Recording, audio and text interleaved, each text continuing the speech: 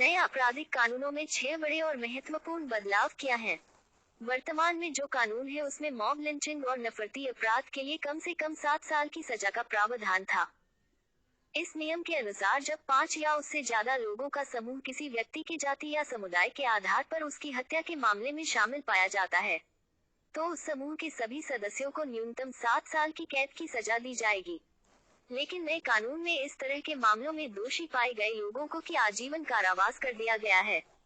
पहली बार आतंकवादी गतिविधि को भारतीय न्याय संहिता के तहत पेश किया गया था। नए विधेयक में इसके कानून में कुछ बदलाव किए गए हैं। नया विधेयक के तहत अब आर्थिक सुरक्षा को खतरा भी आतंकवादी गतिविधि के अंतर्गत आएगा। इसके अलावा तस्करी या नकली नोटों का उत्पादन करके देश की वित्तीय स्थिरता को नुकसान पहुंचाना भी आतंकवादी अधिनियम के अंतर्गत आएगा। भारत में रक्षा या किसी सरकारी उद्देश्य के लिए गए संपत्ति को विदेश में नष्ट करना भी आतंकवादी गतिविधि का ही हिस्सा होगा। देश में सरकारों को कुछ भी करने पर मजबूर करने के लिए किसी भी व्यक्ति को हिरासत में लेना या किसी भी व्यक्ति का अपहरण करना भी आतंकवादी गतिविधि ही माना जाएगा।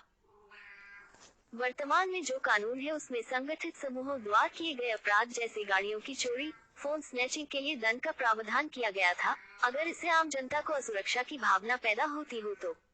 लेकिन नए कानून में असुरक्षा की भावना की यह अनिवार्यता समाप्त कर दी गई है। नए विधेयक में नया प्रावधान जोड़ा गया है जिसके जो कोई भी रेप के मामलों के अदालती कार्यवाही की खबर बिना कोर्ट के अनुमति के प्रकाशित करता है तो ऐसी स्थिति में उसे 2 साल तक की जेल हो सकती है और जुर्माना भी लगाया जा सकता है। वर्तमान के कानून में यानी आईपीसी में मानसिक रूप से बीमार लोगों को सजा में छूट दी जाती है। लेकिन नए कानून यानी भारतीय न्याय संहिता में इस मानसिक बीमारी शब्द का नाम बदल दिया गया था। अब ऐसे अपराधी को विक्षिप्त दिमाग वाला अपराधी कहा जाएगा। नई विधेयक में भारतीय नागरिक सुरक्षा संहिता में सामुदायिक सेवा को विस्तार में परिभाषित किया गया है। इसके अनुसार सामुदायिक सेवा एक ऐसी सजा को कहा जाएगा जो समुदाय के लिए फायदेमंद होगी और इसके लिए अपराधी को कोई पारिश्रमिक नहीं दिया जाएगा। इन नए विधेयकों में छोटे मोटे अपराध जैसे चोरी, नशे में धुत होकर परेशान करना जैसे अपराधों के लिए सजा के तौर पर सामुदायिक सेवा की शुरुआत की गई थी। नए बिल में गैंगरेप के मामलों में अब 20 साल की सजा या आजीवन कारावास का प्रावधान किया गया है। इसके अलावा झूठे वादे करके या अपनी पहचान छुपाकर यौन संबंध बनाना भी अब अपराध की श्रेणी में शामिल होगा। इसमें 18 साल से कम आयु की लड़की से दुष्कर्म के मामले में आजीवन कारावास या मृत्युदंड का प्रावधान किया गया है। नए विधेयक में यौन हिंसा के मामलों में पीड़िता का बयान महिला न्यायिक मजिस्ट्रेट ही रिकॉर्ड करेगी। ये बयान पीड़िता के आवास पर महिला पुलिस अधिकारी के सामने दर्ज किया जाएगा।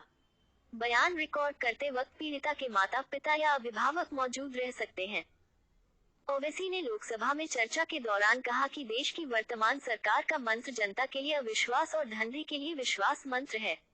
हमारे देश में आज सूट पहनने वाला व्यक्ति किसी भी सजा से बच जाता है। खाकी पहना व्यक्ति किसी को भी गोली मार सकता है, उन्हें किसी तरह का जवाब भी नहीं देना होता। लेकिन संसद में बैठे जिन लोगों पर आतंकवाद के आरोप हैं, वह इस कानून में बताएंगे कि आतंकवाद किया है। अपने पूरे भाषण के दौरान काफी गुस्से में नजर आ रहे थे। जब किसी अन्य सदस्य ने उन्हें टोका तो ओवैसी कहते हैं कि वह मरने को तैयार हैं, उनकी गोलियां खत्म हो जाएंगी लेकिन वह जिंदा रहेंगे। ओवैसी ने इसी दौरान साल 1999 में उनके साथ ही पुलिस के हाथों पिटाई का भी एक किस्सा साझा किया। ओवैसी कहते हैं कि 22 दिसंबर 1999 को पुलिस ने मुझे पीटा था। उस दिन मेरे सिर पर 20 टांके लगाए गए थे। उस वक्त टीडीपी की सरकार थी और मुझे पीटने वाले दोनों पुलिस वालों को आईपीएस